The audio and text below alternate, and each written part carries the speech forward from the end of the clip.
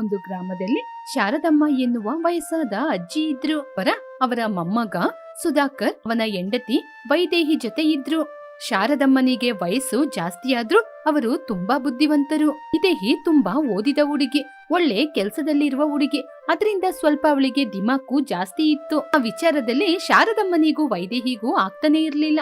ಒಂದು ದಿನ ಶಾರದಮ್ಮ ವೈದೇಹಿ ಜೊತೆ, ಅಮ್ಮ ವೈದೇಹಿ, ಪುಳಿಯೋಗರೆ ಮಾಡಿದೀನಿ, ಹೋಗಿ ತಿನ್ನಮ್ಮ. ಅಯ್ಯೋ ಅಜ್ಜಿ, ನನಗೆ ಪುಳಿಯೋಗರೆಲ್ಲ ಇಷ್ಟ ಆಗಲ್ಲ, ನನಗೆ ಇಷ್ಟ ಇಲ್ಲ ಅಂತ ಗೊತ್ತು ತಾನೆ, ನಾನು ಹೊರಗಡೆ ಹೋಗಿ ತಿಂಡಿ ಮಾಡ್ಕೋತೀನಿ. ನಿನಗೆ ಯಾವಾಗ ಇಷ್ಟನೋ ಆವಾಗ ತಿನ್ನಮ್ಮ. ಅಜ್ಜಿ, ಈ ಮನೆಯಲ್ಲಿ ತುಂಬಾ ಹೀಟ್ ಆಗ್ತಿದೆ, ಎಸಿ ಬೇಕು. ಯಾಕಮ್ಮ ಮನೆಗೆ ಎಸಿ ಬೇಕು? ಮನೆ ಒಳಗೆ ಮನೆ ಅಂಗಳದಲ್ಲೇ ಚೆನ್ನಾಗಿ ದೊಡ್ಡ ಮರ ಇರುವಾಗ ಎಸಿ ಬೇಕಾ? ಅಯ್ಯೋ ಅಜ್ಜಿ, ಅದೆಲ್ಲ ನನಗೆ ಇಷ್ಟ ಆಗಲ್ಲ. ಈ ತಿಂಗಳು ಬರುವ ಸಂಬಳದಲ್ಲಿ ನಾನು ಎಸಿನ ತಗೋತೀನಿ. ನೋಡಮ್ಮ, ಸುಮ್ನೆ ಹಣನ ವೆಚ್ಚ ಮಾಡ್ಬೇಡ. ಹಣ ಇಲ್ಲದ ಸಮಯದಲ್ಲಿ ಇದೆಲ್ಲ ಯೋಚನೆ ಆಗುತ್ತೆ. ಅಜ್ಜಿ, ನಾನು ನಿಮ್ಮ ಮುಂದೆನೆ ಕೂತ್ಕೊಂಡಿದ್ರೆ ನನ್ ಮನ್ಸನ್ನ ನೀವು ಬದಲಾಯಿಸ್ತೀರಾ. ನಾನು ಹೊರಟು ಕೆಲ್ಸಕ್ಕೆ ಹೋಗ್ತೀನಿ ಹಾಗೆ ಅಂತ ಹೇಳಿ ಚಂದ್ರಿಕಾ ಕೆಲ್ಸಕ್ಕೆ ಹೊರಟು ಹೋದ್ಲು. ಚಂದ್ರಿಕಾ ಕೆಲ್ಸಕ್ಕೆ ಹೊರಟು ಹೋದ ನಂತರ ಶಾರದಮ್ಮ ಅವರ ಮನಸ್ಸಲ್ಲಿ ಈ ರೀತಿಯ ಒಂದು ತೀರ್ಮಾನವನ್ನು ಮಾಡಿದ್ರು. ಈ ರೀತಿ ಅಹಂಕಾರ ಇರುವ ಹುಡುಗಿರನ್ನ ನಾವು ಕೋಪದಿಂದ ಬದಲಾಯಿಸಕ್ಕೆ ಸಾಧ್ಯ ಇಲ್ಲ. ಅವ್ರನ್ನ ಪ್ರೀತಿಯಿಂದ ಅವ್ರ ದಾರಿಯಲ್ಲೇ ಹೋಗಿ ಬದಲಾಯಿಸ್ಬೇಕು. ಖಂಡಿತ ಇವಳು ಬದಲಾಗ್ತಾಳೆ. ಹೀಗಿರುವಾಗ ವೈದೇಹಿ ಆಫೀಸಿಂದ ಕೋಪದಿಂದ ಬಂದ್ಲು. ಏನಾಯ್ತಮ್ಮ, ಆಗಿದ್ದೀಯಾ? ಏನೂ ಇಲ್ಲ ಅಜ್ಜಿ, ಆಫೀಸಲ್ಲಿ ನಮ್ ಮ್ಯಾನೇಜರ್ ನನ್ನ ಬೈದ್ರು. ಯಾಕಮ್ಮ, ಏನಾಯ್ತು? ಏನು ಇಲ್ಲತ್ತೆ, ತಪ್ಪಾಯ್ತಾ? ಅದರಿಂದನೇ ಅವರು ಬೈದ್ರು. ಇಲ್ ನೋಡಮ್ಮ ಮೊಮ್ಮಗಳೇ, ಮಾಡುವ ತಪ್ಪಲ್ಲಿ ದೊಡ್ಡ ತಪ್ಪು ಸಣ್ಣ ತಪ್ಪು ಅಂತ ಏನೂ ಇಲ್ಲ. ನಾವು ಮಾಡುವ ತಪ್ಪಿನಿಂದ ಒಂದಲ್ಲ ಒಂದಿನ ನಮ್ ಸಂಬಳನ ನಾವು ಕಳ್ಕೋಬೇಕಾಗುತ್ತೆ. ಇನ್ ಮುಂದೆ ಆ ರೀತಿ ತಪ್ಪನ್ನು ಯಾವತ್ತೂ ಮಾಡ್ಬೇಡ. ನಾನೊಂದು ಹೇಳ್ತೀನಿ, ಯೋಚನೆ ಇಟ್ಕಮ್ಮ. ಯಾವ ಕೆಲ್ಸ ಮಾಡಿದ್ರು ಪ್ರೀತಿಯಿಂದ ಕೆಲ್ಸ ಮಾಡ್ಬೇಕು. ಆವಾಗ್ಲೇ ಈ ರೀತಿ ಸಣ್ಣ ಪುಟ್ಟ ತಪ್ಪೆಲ್ಲ ನಡೆಯಲ್ಲ. ಸರಿ ಅಜ್ಜಿ, ಸರಿ, ನಾನೋಗಿ ಅಡಿಗೆ ಮಾಡ್ತೀನಿ. ಅಜ್ಜಿ, ನನ್ಗೋಸ್ಕರ ಏನು ಮಾಡ್ಬೇಡಿ, ನಾನು ಹೊರಗಡೆನೆ ಊಟ ಮಾಡಿ ಬಂದೆ. ಹೀಗೆ ಪ್ರತಿದಿನ ಹೊರಗಡೆ ತಿಂದ್ರೆ ಆರೋಗ್ಯ ಏನಾಗುತ್ತೆ ವೈದೇಹಿ? ಹಾಗೆಲ್ಲ ಏನೂ ಆಗಲ್ಲ ಅಜ್ಜಿ. ಹಾಗೆ ಅಂತ ಮನೆಯೊಳಗೆ ಹೊರಟೋದ್ಲು. ಹೀಗಿರುವಾಗ ವೈದೇಹಿಗೆ ಆ ದಿನ ಸಂಬಳ ಸಿಕ್ತು. ಸಂಬಳ ಸಿಕ್ಕಿದ ತಕ್ಷಣ ತನ್ನ ಗಂಡನ ಬಳಿ ಹೋಗಿ, ರೀ, ಈ ತಿಂಗಳು ಸಂಬಳ ಬಂತು, ಮನೆಯಲ್ಲಿ ತುಂಬಾ ಸೆಕೆ ಆಗ್ತಿದೆ, ನಾವು ಒಂದು ಎಸಿ ತಗೊಳ್ಳೋಣ. ಎಸಿ ತಗೊಳ್ಳಿಕ್ಕೆ ಇವಾಗ ಕೈಯಲ್ಲಿ ಹಣ ಇಲ್ಲ ವೈದೇಹಿ. ನಾವು ಕೂಡಿಟ್ಟ ಹಣ ಇದೆ ಅಲ್ವರಿ? ಆ ಹಣವನ್ನೆಲ್ಲ ನಾವು ಖರ್ಚು ಮಾಡಿದ್ರೆ ಮುಂದಿನ ಜೀವನಕ್ಕೆ ಏನ್ ಮಾಡೋದು ರೀ? ಒಂದು ತಿಂಗಳಲ್ವಾ, ಒಂದು ತಿಂಗಳು ಅಡ್ಜಸ್ಟ್ ಮಾಡ್ಕೊಳ್ರಿ. ಸರಿ ವೈದೇಹಿ, ಇನ್ ಮುಂದೆ ನಿನ್ನಿಷ್ಟ. ಹೀಗೆ ವೈದೇಹಿ ಶಾರದಮ್ಮನಿಗೆ ಗೊತ್ತಿಲ್ಲದೆ ಮನೆಗೆ ಬೇಕಾದ ಎಸಿನ ತಗೊಂಡ್ಲು. ಆ ವಿಚಾರ ಗೊತ್ತಾಗಿ ಶಾರದಮ್ಮನಿಗೆ ಗೊತ್ತಿಲ್ಲದೆ ತಂದ್ಲು ಅಂತ ಕೋಪ ಬಂತು. ವೈದೇಹಿ ಎಸಿಯನ್ನು ತಂದ ದಿನದಿಂದ ಮನೆಗೆ ಬಂದ ತಕ್ಷಣ ಅಲ್ಲೇ ಕೂತ್ಕೊಳ್ತಾ ಇದ್ಲು, ಹೊರಗಡೆ ಬರ್ತಾನೆ ಇರ್ಲಿಲ್ಲ. ಹೀಗಿರುವಾಗ ವೈದೇಹಿಗೆ ಒಂದು ದಿನ ಆಫೀಸಿಂದ ಒಂದು ಮೆಸೇಜ್ ಬಂತು. ವೈದೇಹಿಯನ್ನು ಜಾಬ್ ಇಂದ ತೆಗ್ದಾಕಿದ್ರು ಅಂತ. ನಾನು ಏನ್ ತಪ್ಪು ಮಾಡಿದೆ ಅಂತ ನನ್ನ ಕೆಲಸದಿಂದ ತೆಗ್ದಾಕ್ಬಿಟ್ರು? ಹೀಗೆ ಮ್ಯಾನೇಜರಿಗೆ ಕಾಲ್ ಮಾಡಿ ಕೇಳಿದ್ಲು. ಆವಾಗ ಗೊತ್ತಾಯ್ತು ವೈದೇಹಿಗೆ ಮೊನ್ನೆ ನಡೆದ ಸಣ್ಣ ವಿಚಾರದಿಂದಾನೇ ಅವಳಿಗೆ ಕೆಲಸ ಹೋಗಿದ್ದು ಅಂತ. ವಿಷಯ ಗೊತ್ತಾದ ತಕ್ಷಣ ಅಳ್ತಾ ಇದ್ಲು. ವೈದೇಹಿಯ ಶಬ್ದ ಕೇಳಿದ ತಕ್ಷಣ ಸುಧಾಕರ್, ಶಾರದಮ್ಮ ಅಲ್ಲಿಗೆ ಬಂದ್ರು. ವೈದೇಹಿ, ಏನಾಯ್ತು? ನನ್ನ ಕೆಲಸದಿಂದ ತೆಗ್ದಾಕ್ಬಿಟ್ರು. ಆಗ ಸುಧಾಕರ್ ಶಾರದಮ್ಮ ಆಶ್ಚರ್ಯದಿಂದ ವೈದೇಹಿಯನ್ನು ನೋಡಿದ್ರು. ಕೆಲಸದಿಂದ ತೆಗ್ದಾಕ್ಬಿಟ್ರಾ? ಏನ್ ನೀನ್ ಮಾತಾಡ್ತಾ ಇರೋದು? ನಿಜ ರೀ, ನನ್ನ ಕೆಲಸದಿಂದ ತೆಗ್ದಾಕಿದ್ರು. ಯಾಕೆ ಇದ್ದಕ್ಕಿದ್ದಂಗೆ ನಿನ್ನ ಕೆಲಸದಿಂದ ತೆಗ್ದು ಬಿಟ್ರು? ರೀ, ನಾನು ಒಬ್ರಿಗೆ ಕಳ್ಸ್ಬೇಕಾದ ಹಣನ ಗೊತ್ತಿಲ್ದೆ ಇನ್ನೊಬ್ರಿಗೆ ಕಳ್ಸ್ಬಿಟ್ಟೆ. ಆ ತಪ್ಪಿನಿಂದನೇ ನನ್ನ ಕೆಲಸದಿಂದ ತೆಗ್ದಾಕ್ಬಿಟ್ರು. ಇದು ಸಣ್ಣ ವಿಚಾರ ಹೇಗಾಗುತ್ತೆ ವೈದೇಹಿ? ನಾನೇನು ಗೊತ್ತಿದ್ದು ಮಾಡಿಲ್ಲ ರೀ, ಏನೋ ಗೊತ್ತಿಲ್ದೆ ತಪ್ಪು ಮಾಡ್ಬಿಟ್ಟೆ. ನಾನು ಹೇಳ್ದೆ ಅಲ್ವಾ ವೈದೇಹಿ, ನಾವು ಸರಿಯಾದ ಮನಸ್ಸಿನಿಂದ ಕೆಲಸವನ್ನು ಮಾಡ್ಬೇಕು, ಇಲ್ಲದಿದ್ರೆ ಹೀಗೇನೆ ಆಗೋದು. ನಾನು ನಿನ್ಗೆ ಮೊದಲೇ ಈ ವಿಚಾರದ ಬಗ್ಗೆ ಹೇಳಿದ್ದೆ. ಅದು ನಡೆದೋಯ್ತು, ಇನ್ ಮುಂದೆ ಆದ್ರೂ ಬದಲಾಗಮ್ಮ. ಬೇರೆ ಏನಾದ್ರೂ ಒಂದು ಒಳ್ಳೆ ಕೆಲ್ಸನ ಹುಡ್ಕೋ. ದುರಂಕಾರ ಒಂದಲ್ಲ ಒಂದಿನ ನಿನ್ನ ಗುಂಡಿಗೆ ತಳ್ಬಿಡುತ್ತೆ. ಅಜ್ಜಿ, ಇನ್ ಮುಂದೆ ನಾನು ಖಂಡಿತ ಬದಲಾಗ್ತೀನಿ.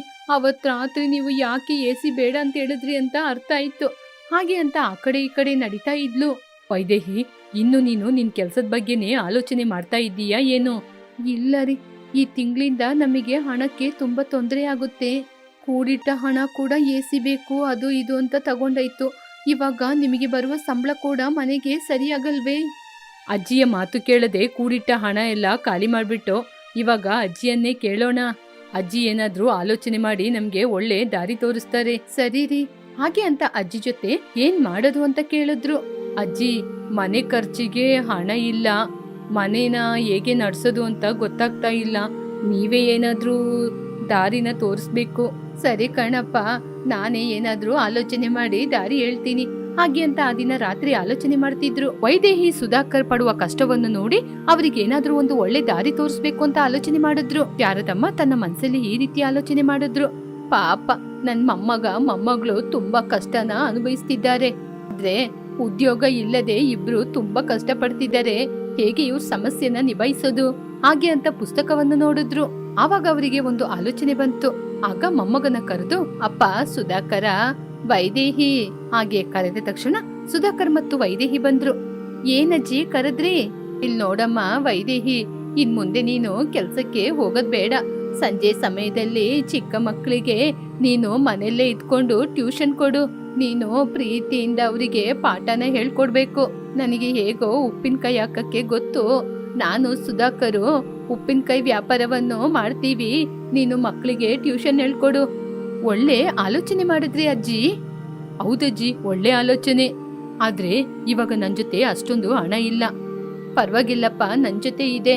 ನನ್ನ ಪೆನ್ಷನ್ ಹಣವನ್ನು ಕೂಡಿಟ್ಟಿದ್ದೀನಿ, ಅದ್ ಕೊಡ್ತೀನಿ. ಸರಿಯಾ? ಸರಿ ಅಜ್ಜಿ. ಹೀಗೆ ಮನೆ ಅಂಗಳದಲ್ಲಿ ಬೋರ್ಡನ್ನು ಹಾಕಿದ್ರು, ವೈದೇಹಿ ಟ್ಯೂಷನ್ಸ್ ಅಂತ. ಒಂದು ದಿನ ಪಕ್ಕದ ಊರಿನಿಂದ ಸಿದ್ದಯ್ಯ ಎನ್ನುವ ವ್ಯಾಪಾರಿ ಶಾರದಮ್ಮನ ಉಪ್ಪಿನಕಾಯಿ ತಗೊಳ್ಳಿಕ್ಕೆ ಬಂದ.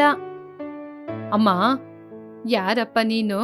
ನಾನು ಪಕ್ಕದೂರಿನಲ್ಲಿ ಉಪ್ಪಿನಕಾಯಿ ವ್ಯಾಪಾರ ಮಾಡ್ತಾ ಇದ್ದೀನಿ. ನಿಮ್ಮ ಉಪ್ಪಿನಕಾಯಿ ನನಗೆ ತುಂಬಾನೇ ಇಷ್ಟ ಆಗಿದೆ. ಹೌದಾ ಕಣಪ್ಪ, ನನಗೆ ನಿಮ್ಮ ಉಪ್ಪಿನಕಾಯಿ ಬೇಕು. ನಿಮ್ ಜೊತೆ ಉಪ್ಪಿನಕಾಯಿನ ತಗೊಂಡು ನಾನು ಹೊರಗಡೆ ವ್ಯಾಪಾರ ಮಾಡ್ಕೋತೀನಿ. ಆದ್ರೆ ಅದ್ರ ಮೇಲೆ ನಮ್ಮ ಉಪ್ಪಿನಕಾಯಿ ಹೆಸರು ಮಾತ್ರ ಇರ್ಬೇಕು. ಅದು ಹೇಗಮ್ಮ ಸಾಧ್ಯ? ನಮ್ಮ ಕಂಪನಿಯ ಹೆಸರಾಗ್ತೀವಿ. ಇಲ್ಲ ಕಣಪ್ಪ, ನನ್ನ ಉಪ್ಪಿನಕಾಯಿನ ತಗೊಳ್ಳೋದಾದ್ರೆ ಸಾರದ ಉಪ್ಪಿನಕಾಯಿ ಅಂತ ಅದ್ರ ಮೇಲೆ ಹೆಸರಾಕ್ಬೇಕು, ಜನರಿಗೆ ಗೊತ್ತಾಗ್ಬೇಕು.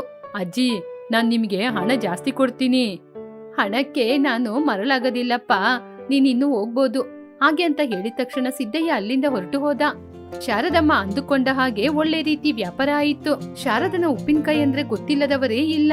ವೈದೇಹಿ ಕೂಡ ಮಕ್ಕಳಿಗೆ ಚೆನ್ನಾಗಿ ಟ್ಯೂಷನ್ ಅನ್ನು ತೆಗಿತಾ ಇದ್ಲು. ಒಂದು ದಿನ ವೈದೇಹಿ, ಅಜ್ಜಿ, ನಿಮ್ಮಿಂದನೇ ಇವತ್ತು ನಾವು ಇಬ್ರು ಚೆನ್ನಾಗಿದ್ದೀವಿ. ಇನ್ ಮುಂದೆ ನಾನು ನಿಮ್ ಮಾತು ಕೇಳದೆ ಏನು ಮಾಡಲ್ಲ. ವೈದೇಹಿಯ ಮಾತು ಕೇಳಿ ಶಾರದಮ್ಮ ಸಂತೋಷ ಪಡುತ್ತಾ, ವೈದೇಹಿ, ಹಣ ಹೋಗುತ್ತೆ ಬರುತ್ತೆ, ಆದ್ರೆ ನಾವು ಪ್ರೀತಿಯಿಂದ, ಬುದ್ಧಿವಂತಿಕೆಯಿಂದ, ಧೈರ್ಯದಿಂದ ಏನೇ ಮಾಡಿದ್ರು ಅದು ನಮಗೆ ಒಳ್ಳೇದೇ ಆಗುತ್ತೆ. ಅಜ್ಜಿ, ಇನ್ ಮುಂದೆ ನಾನು ನಿಮ್ಮ ದಾರಿಯಲ್ಲೇ ನಡೀತೀನಿ. ಹೀಗೆ ಆ ಕುಟುಂಬ ಸಣ್ಣ ವ್ಯಾಪಾರದಿಂದ ಒಳ್ಳೆ ಲಾಭವನ್ನು ಸಂಪಾದನೆ ಮಾಡಿದ್ರು. ಆಕಾಶದಲ್ಲಿ ಪಕ್ಷಿಯ ಚಿಲಿಪಿಲಿ, ಊರ ಸುತ್ತಲೂ ಹಸಿರು ತುಂಬಿರುವ ಹೊಲಗಳು, ರೈಲ್ವೆ ಸ್ಟೇಷನ್ ದಾಟಿ ಬರುವ ಪ್ರಯಾಣಿಕರು. ವಿನೋದ್ ಹೈದರಾಬಾದ್ ವಿಮಾನ ಪ್ರಯಾಣ ಮಾಡಿ ಅವನ ಸ್ವಂತ ಗ್ರಾಮವಾದ ಗುರ್ರಹಳ್ಳಿ ಎನ್ನುವ ಗ್ರಾಮಕ್ಕೆ ಕಾಲಡಿ ಇಟ್ಟ. ವಿನೋದ್ ಅವನ ಊರನ್ನು ನೋಡಿ, ಇದು ನನ್ನ ಊರ? ಆ ಹಳೆಯ ಮಣ್ಣಿನ ರಸ್ತೆಯೆಲ್ಲ ಬದಲಾಗಿದೆ, ರೈಲ್ವೆ ಸ್ಟೇಷನ್ ಬದಲಾಗಿದೆ. ಏನೇ ಬದಲಾದ್ರೂ ಕೂಡ ನನ್ನ ಹಳೆಯ ಗೆಳೆಯರು ಮಾತ್ರ ಎಂದಿಗೂ ಬದಲಾಗುವುದಿಲ್ಲ. ಹೀಗೆ ವಿನೋದ್ ತನ್ನೊಳಗೆ ತಾನು ಆಲೋಚನೆ ಮಾಡಿಕೊಂಡು ಅದೇ ರಸ್ತೆಯಲ್ಲಿ ಕೈಯಲ್ಲೊಂದು ಸೂಟ್ಕೇಸ್ ಇಟ್ಕೊಂಡು ನಡ್ಕೊಂಡೋಗ್ತಾ ಇದ್ದ. ವಿನೋದ್ ಬರುವ ವಿಷಯ ಗೊತ್ತಾದ ಅವನ ಪ್ರಾಣ ಸ್ನೇಹಿತ ಸುಧಾಕರ್ ವಿನೋದ್ ಮನೆಗೆ ಬಂದ. ಮನೆಯ ಹೊರಗಡೆ ತನ್ನ ಮಗನ ಬರುವಿಕೆಗಾಗಿ ಕಾಯ್ತಾ ಇದ್ದ ಶಾರದಮ್ಮನನ್ನು ನೋಡ್ದ. ಏನು ಅತ್ತೆ, ವಿನೋದ್ ವಿದೇಶದಿಂದ ಬರ್ತಾ ಇದ್ದಾನೆ ಅನ್ನುವ ಸುದ್ದಿ ನನಗೆ ಹೇಳಲೇ ಇಲ್ಲ. ಅಕ್ಕಪಕ್ಕದವರು ಹೇಳಿದ್ಮೇಲೆನೆ ನನಗೆ ಗೊತ್ತಾಗ್ಬೇಕಾ? ನನಗೂ ಗೊತ್ತಾಗಿಲ್ಲ ಕಣೋ, ನಿನ್ನೆ ಅಷ್ಟೇ ಅವನು ಕಾಗದ ಬರ್ತಿದ್ದ. ನಾನು ಅವನಿಗೋಸ್ಕರ ಎಷ್ಟು ವರ್ಷಗಳಿಂದ ಕಾಯ್ತಾ ಇದ್ದೀನಿ. ನಮ್ಮಿಬ್ಬರ ಸ್ನೇಹ ಅವನಿಗೆ ಇದುವರೆಗೂ ಯೋಚನೆ ಇರುತ್ತಾ? ಆದ್ರೂ ಸಣ್ಣ ವಯಸ್ಸಲ್ಲಿ ಚೆನ್ನಾಗಿತ್ತತ್ತೆ. ಹೌದು ಕಣೋ, ನೀವಿಬ್ರು ಸೇರ್ಕೊಂಡು ಪ್ರತಿಯೊಂದ್ ಜಾಗದಿಂದ ಜಗಳ ಹೇಳ್ಕೊಂಬಂದು ಅವ್ರನ್ನ ನಮ್ಮ ಮನೆ ಮುಂದೆ ನಿಲ್ಸ್ತಾ ಇದ್ರಿ. ಹಾಗೆ ಹೇಳಿದ ತಕ್ಷಣ ಸುಧಾಕರ್ ಅವರ ಸಣ್ಣ ವಯಸ್ಸಿನ ಗಲಾಟೆಗಳನ್ನು ಯೋಚನೆ ಮಾಡ್ಕೊಂಡ. ಶಾಲೆಯಲ್ಲಿ ಕೊಟ್ಟಂತಹ ಬಹುಮಾನವನ್ನು ತೆಗೆದುಕೊಂಡು ವಿನೋದನ ಮನೆ ಮುಂದೆ ಬಂದು ನಿಂತಿರುವ ಮಕ್ಕಳನ್ನು ನೋಡಿ ಶಾರದಮ್ಮ, ಬನ್ನಿ ಮಕ್ಳೇ ಬನ್ನಿ, ಬಂದು ಈ ಗೋಡೆ ಹತ್ರ ನಿಂತ್ಕೊಳ್ರೋ, ಎಷ್ಟು ಕಣ್ಣುಗಳು ನಿಮ್ ಮೇಲೆ ಇದೆಯೋ ಹಾಗೆಂತೇಳಿ ಶಾರದಮ್ಮ ಅವರಿಬ್ಬರಿಗೂ ದೃಷ್ಟಿಯನ್ನು ತೆಗೆದ್ರು. ಹೀಗೆ ಬಂದ ತಕ್ಷಣ ಇಬ್ಬರಿಗೂ ಸಿಹಿಯನ್ನು ಕೊಟ್ರು. ಲೇ, ನಾನು ನಮ್ಮ ಅಪ್ಪನ ಜೊತೆ ದುಬೈಗೆ ಹೋಗ್ತೀನಿ. ಅತ್ತೆ, ಯಾವಾಗ್ಲೋ ಬರ್ತೀಯಾ? ಸಂಜೆ ಆಗುವಾಗ ಬರ್ತೀಯಾ? ಹಾಗೆ ಅಂತ ಅಮಾಯಕವಾಗಿ ಕೇಳಿದ ಸುಧಾಕರ್. ಇಲ್ಲ ಕಣೋ, ನಾನ್ ಬರ್ಲಿಕ್ಕೆ ತುಂಬಾ ದಿನ ಆಗುತ್ತೆ. ಹಾಗೆ ಅಂತ ವಿನೋದನನ್ನು ನೆನ್ಸ್ಕೊಂಡಿರುವ ಸುಧಾಕರನನ್ನು ಶಾರದಾ ಜೋರಾಗಿ ಕರೆದ್ರು. ಸುಧಾಕರ್ ಯೋಚನೆಯಿಂದ ಹೊರಗೆ ಬಂದ. ಸುಧಾಕರ್, ನಿನ್ ಫ್ರೆಂಡ್ ರಸ್ತೆಯಲ್ಲಿ ನಡ್ಕೊಂಡ್ ಬರ್ತಾ ಇರ್ತಾನೆ, ನೀನೋಗಿ ಅವನ್ನ ಕರ್ಕೊಂಬಾ ಹಾಗೆ ಅಂತ ಹೇಳಿದ್ರು ಶಾರದಮ್ಮ. ಮೊದ್ಲೇ ನಮ್ಮ ಊರಿನ ರೋಡೆಲ್ಲ ಬದ್ಲಾಗಿದೆ, ಅವನಿಗೆ ಗುರ್ತು ಇರುತ್ತೋ ಇಲ್ವೋ? ಸರಿಯತ್ತೆ, ನಾನೋಗಿ ಕರ್ಕೊಂಬರ್ತೀನಿ. ನೀವು ದೃಷ್ಟಿ ತೆಗಿಕೆಲ್ಲ ರೆಡಿ ಮಾಡಿಟ್ಟಿರಿ. ಸರಿಯಪ್ಪ, ನೀನ್ ಹೋಗಿ ಬಾ ಹಾಗೆ ಹೇಳಿದ ತಕ್ಷಣ ಸುಧಾಕರ್ ಹೊರಟು ಹೋದ. ಬರ್ತಾ ಇರುವಾಗ ರಸ್ತೆಯಲ್ಲಿ ವಿನೋದ್ ಸೂಟು ಬೂಟು ಹಾಕೊಂಡು ಬರ್ತಾ ಇದ್ದ. ಅವನನ್ನು ನೋಡಿ ಸುಧಾಕರ್, ನಮ್ಮ ವಿನೋದು ಸೂಟು ಬೂಟು ಹಾಕೊಂಡು ಎಷ್ಟು ಚೆನ್ನಾಗಿದ್ದಾನೆ, ನೋಡ್ಲಿಕ್ಕೆ ತುಂಬಾ ಚೆನ್ನಾಗಿ ಕಾಣಿಸ್ತಾನೆ ಹಾಗೆ ಅಂತ ಹೋಗಿ ಅವನನ್ನು ತಬ್ಬಿಕೊಂಡ. ತುಂಬಾ ದಿನಗಳ ನಂತರ ಈ ಊರಿಗೆ ಬಂದಿದ್ದೀನಿ, ಸುಧಾಕರ್ನ ಯಾರು ಅಂತ ಗೊತ್ತಿಲ್ಲದ ಹಾಗೆ ನಾಟಕ ಮಾಡ್ಬೇಕು ಹಾಗೆ ಅಂತ. ಯಾರ್ರೀ ನೀವು, ಯಾಕೆ ಬಂದು ನನ್ನ ತಪ್ಕೊಳ್ತಾ ಇದ್ದೀರಾ? ಆವಾಗ ಸುಧಾಕರ್, ಲೇ ವಿನೋದ್, ನಿನಗೆ ನಾನು ಯಾರು ಅಂತ ಯೋಚನೆ ಇಲ್ವಾ? ನಾನೇ ಕಣೋ, ನಿನ್ನ ವಿನೋದು, ನಿನ್ನ ಸಣ್ಣ ವಯಸ್ಸಿನ ಗೆಳೆಯ. ಹೌದಾ, ನನಗೆ ನಿಮ್ನ ಯೋಚನೆ ಇಲ್ಲ, ನನ್ನ ಮನೆಗೆ ಹೋಗ್ಬೇಕು, ದಾರಿ ಹೇಳ್ಬೋದಾ? ಹಾಗೆ ವಿನೋದ್ ಹೇಳಿದ ತಕ್ಷಣ ಸುಧಾಕರ್ ಕಣ್ಣಲ್ಲಿ ನೀರು ಬಂತು. ನಿನಗೆ ನನ್ನ ಯೋಚನೆ ಇಲ್ವಾ? ನೀನು ನಾನು ಅಂಜಲಿ ಆಟಾಡ್ತಾ ಇದ್ದೋ, ಊರತ್ರ ಉಯ್ಯಾಲೆಯಲ್ಲಿ ತಳ್ತಾ ಆಟಾಡ್ತಾ ಇದ್ದೋ, ನಿಂಗೆ ಯೋಚನೆ ಇಲ್ವಾ?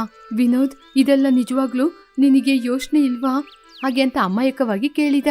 ನನಗೇನು ಗುರ್ತಿಲ್ಲ ಹಾಗೆ ಅಂತ ವಿನೋದ್ ಮುಂದಕ್ಕೆ ಹೋದ. ಸುಧಾಕರ್ ಅವನನ್ನು ನೋಡ್ತಾನೆ ನಿಂತಿದ್ದ. ಆವಾಗ ವಿನೋದ್ ಹಿಂದೆ ತಿರುಗಿ, ಲೇ ಸುಧಾಕರ, ಯಾಕೋ ನೀನ್ ನನ್ಗೆ ಯೋಚನೆ ಇರೋದಿಲ್ಲ, ನೀ ನನ್ ಪ್ರಾಣ ಸ್ನೇಹಿತ ಕಣೋ. ಆ ಮಾತು ವಿನೋದನ ಬಾಯಿಂದ ಬಂದ ತಕ್ಷಣ ಸುಧಾಕರನ ಕಣ್ಣಲ್ಲಿ ಆನಂದ ಬಾಷ್ಪ ಬಂತು. ಮತ್ತೊಮ್ಮೆ ಹೋಗಿ ತನ್ನ ಗೆಳೆಯನನ್ನು ತಬ್ಬಿಕೊಂಡ. ಮತ್ತೆ ಯಾಕೋ ನನ್ನ ಇಷ್ಟೊತ್ತು ಆಟಾಡಿಸ್ದೆ? ಅದು ನಿನ್ನ ಸ್ವಲ್ಪ ಆಟಾಡ್ಸ್ಬೇಕಲ್ವಾ? ನಿನಗೆ ನಾನು ಅಂಜಲಿ ಜ್ಞಾಪಕದಲ್ಲಿ ಇದ್ದೀವಿ ತಾನೆ? ನನ್ ಖಂಡಿತ ನಿಮ್ನ ಮರ್ತಿಲ್ಲ ಕಣೋ. ನೀವು ನಾನು ತೀರ್ಕೊಂಡಾಗ ಮಾತ್ರ ಅಲ್ಲ ಕಣೋ, ಈ ಮಣ್ಣಲ್ಲಿ ಬೆರೆತು ಹೋದಾಗ ಕೂಡ ನಿಮ್ ಯೋಚನೆ ನನಗಿರುತ್ತೆ.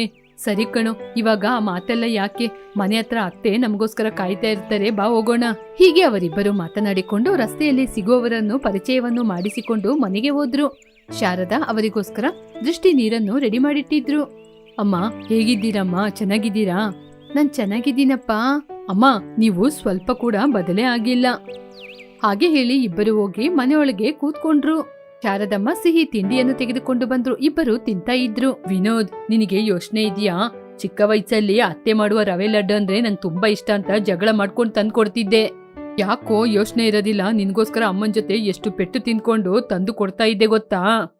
ನೀನು ಕೂಡ ಮನೆಯಲ್ಲಿ ನಿನಗೆ ಕೊಡುವ ಪಾಲ್ಕೋವನ ನನಗೋಸ್ಕರ ತಂದು ಕೊಡ್ತಾ ಇದೆ ಅಲ್ವಾ? ಪರವಾಗಿಲ್ಲ ಕಣೋ, ಎಲ್ಲನೂ ನಿನಗೂ ನೆನ್ಪಿದೆ. ಹೌದು, ಅಂಜಲಿ ಹೇಗಿದ್ದಾಳೆ? ಇವಾಗ ಕೂಡ ಎಲ್ರ ಜೊತೆ ಸಣ್ಣ ವಯಸ್ಸಿನ ಹಾಗೆ ಜಗಳ ಮಾಡ್ತಿದ್ದಾಳಾ? ಅವಳು ನಿಜ ಕಣೋ, ನೀನ್ ಹೇಳಿದ ಹಾಗೇನೆ ಇದ್ದಾಳೆ. ಆದ್ರೆ ಅವಳಿಗೆ ಇವಾಗ ನಮ್ಮೂರಲ್ಲೇ ಟೀಚರ್ ಕೆಲಸ ಸಿಕ್ಕಿದೆ. ಹೌದಾ? ಹಾಗಾದ್ರೆ ಮಕ್ಕಳನ್ನ ಕೂಡ ಅವಳು ಹೊಡಿತಾನೆ ಇರ್ತಾಳೆ. ಸರಿ, ಇಷ್ಟಕ್ಕೂ ನೀನೇನೋ ಮಾಡ್ತಾ ಇದ್ದೀಯಾ? ನಮ್ಮ ತಂದೆ ತೀರ್ಕೊಂಡ್ಮೇಲೆ ಮನೆಯ ಕಷ್ಟಕ್ಕೋಸ್ಕರ ನಾನು ನಮ್ಮ ಹೊಲದಲ್ಲೇ ಕೆಲಸ ಮಾಡ್ತಿದ್ದೀನಿ ಕಣೋ. ಓಹೋ, ಹಾಗಾದ್ರೆ ದೇಶಕ್ಕೆ ಅನ್ನ ಹಾಕುವ ರೈತ ನೀನು. ನನಗೆ ರೈತ ನನ್ ಗೆಳೆಯ ಅಂತ ಹೇಳ್ಕೊಳಕ್ಕೆ ಹೆಮ್ಮೆ ಆಗ್ತಿದೆ ಕಣೋ. ಸಾಕೋ ನಿನ್ ಕತೆಗಳು, ಸುಮ್ನೆರೋ. ನೀನು ನಾನು ಅಂಜಲಿ ಸೇರಿ ಹೊಲದತ್ರ ಹೋಗೋಣ.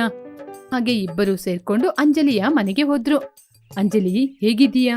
ಬಾವಾ, ಚೆನ್ನಾಗಿದ್ದೀನಿ ಬಾವಾ, ನೀವೇಗಿದ್ದೀರಾ? ಸರಿ ಸರಿ, ಇಲ್ಲೇ ಮಾತಾಡ್ತಾ ಇರ್ಬೇಡಿ, ಬನ್ನಿ ಹೊಲದತ್ರ ಹೋಗೋಣ. ಸರಿ ಕಣೋ, ಹೋಗೋಣ ಹಾಗೆಂತೇಳಿ ಮೂವರು ಸೇರಿ ಹೊಲದತ್ರ ಬಂದ್ರು. ಸುಧಾಕರ್, ನಿನ್ಗೆ ಯೋಚನೆ ಇದೆಯಾ? ಅಂಜಲಿ ಸಣ್ಣ ವಯಸ್ಸಲ್ಲಿ ಕೈಯಲ್ಲಿ ಗಮ್ಮನ ಎತ್ಕೊಂಡ್ಬಂದು ಎಲ್ಲರ ಬಟ್ಟೆಯಲ್ಲಿ ಅಂಟಿಸ್ತಾ ಇದ್ಲು. ನಿಂಗೆ ಯೋಚನೆ ಇದೆ ತಾನೆ? ಆದ್ರೆ ಇವಾಗ ನೋಡು, ತುಂಬಾ ಬದಲಾಗಿದ್ದಾಳೆ. ಹೌದು ಕಣೋ, ಬದಲಾಗಿದ್ದಾಳೆ. ಸಣ್ಣ ವಯಸ್ಸಲ್ಲಿ ಗಂಡ್ಮಕ್ಳಂಗೆ ಹೊಡೆದಾಡಕ್ಕೆಲ್ಲ ಹೋಗ್ತಾ ಇದ್ಲು. ಇವಾಗ ನೋಡು, ಇವಾಗ ಹುಡುಗಿ ಹಂಗಿದ್ದಾಳೆ. ಹೀಗೆ ಸಣ್ಣ ವಯಸ್ಸಿನ ವಿಷಯವನ್ನು ಮಾತಾಡ್ತಾ ನಗ್ತಾ ಇದ್ರು. ಆಗ ಅಂಜಲಿ ಕೋಪ ಪಡುತ್ತಾ, ಸಾಕ್ರೋ, ನನ್ನ ಮಾತ್ರ ಏನೇನೋ ಹೇಳ್ತಾ ಇದ್ದೀರಾ? ನೀನು ಸೀಬೆಕಾಯಿ ತೋಟದಲ್ಲಿ ಸೀಬೆಕಾಯಿ ಕುಯ್ತಾ ಇದ್ದಾಗ ಇವನು ಕಾವಲಿರ್ತಾ ಇದ್ದ. ಹೆಣ್ಮಕ್ಳ ಜೊತೆ ಸೇರಿ ನೀವು ಕುಂಟಾಟ ಎಲ್ಲ ಆಟಾಡ್ತಿದ್ರಿ, ಅದೆಲ್ಲ ನೀವು ಮರ್ತು ಬಿಟ್ರಾ? ಅಯ್ಯೋ ಅಯ್ಯೋ, ಸಾಕಮ್ಮ, ನಿಲ್ಸು. ಆಮೇಲೆ ನಿನ್ ಬಾಯಿಗೆ ಕೈ ಹಾಕಿ ಆಮೇಲೆ ನನಗೆ ಕೆಟ್ಟ ಹೆಸರು. ಹಾಗೆ ಬಾ ನನ್ನ ದಾರಿಗೆ. ಲೇ ಸುಧಾಕರ, ಇವಳು ನಿಜವಾಗ್ಲೂ ಬದಲಾಗಿಲ್ಲ ಕಣೋ. ಹೀಗೆ ಮೂವರು ಮಾತಾಡ್ಕೊಂಡು ಮುಂದೆ ನಡ್ಕೊಂಡು ಹೋಗ್ತಾ ಒಂದು ಕಡೆ ನಿಂತ್ರು.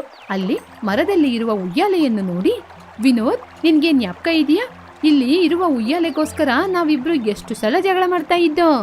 ಹೌದು ಅಂಜಲಿ, ನಮ್ಮ ಇಬ್ಬರ ಮಧ್ಯೆ ಸುಧಾಕರ್ನಿಗೆ ನಾವು ಕಷ್ಟ ಕೊಡ್ತಾ ಇದ್ದೋ. ಸರಿ ಬಾ, ಮತ್ತೆ ಉಯ್ಯಾಲೆಯಲ್ಲಿ ಕೂತ್ಕೊಂಡು ಆಟ ಆಡೋಣ. ಹಾಗೆ ಹೇಳಿದಾಗ ವಿನೋದಿಗೆ ಉಯ್ಯಾಲೆಯ ಸಣ್ಣ ವಯಸ್ಸಿನ ಜ್ಞಾಪಕ ಬಂತು. ಉಯ್ಯಾಲೆಗೋಸ್ಕರ ಅವರು ಆಡಿದ ಜಗಳ ಜ್ಞಾಪಕಕ್ಕೆ ಬಂತು. ಅಂಜಲಿ, ನಾನು ಉಯ್ಯಾಲೆಯಲ್ಲಿ ಕೂತ್ಕೋತೀನಿ, ನೀನು ನನ್ನ ತಳ್ಬೇಕು. ಇಲ್ಲ ಕಣೋ, ನಾನೇ ಕೂತ್ಕೊಳ್ಳೋದು.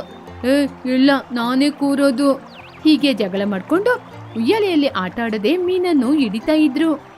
ಹೀಗೆ ಮೀನನ್ನು ಹಿಡ್ಕೊಂಡು ಬಂದಾಗ ಒಂದು ದೊಡ್ಡ ನಾಯಿ ಬಂದು ಮೀನನ್ನು ಕಚ್ಕೊಂಡೋಯ್ತು. ಅದೆಲ್ಲ ವಿನೋದಿಗೆ ಜ್ಞಾಪಕಕ್ಕೆ ಬಂತು. ಲೇ, ಆ ಜ್ಞಾಪಕ ಎಲ್ಲ ಮತ್ತೆ ಬರ್ತಾ ಇದೆ ಕಣೋ.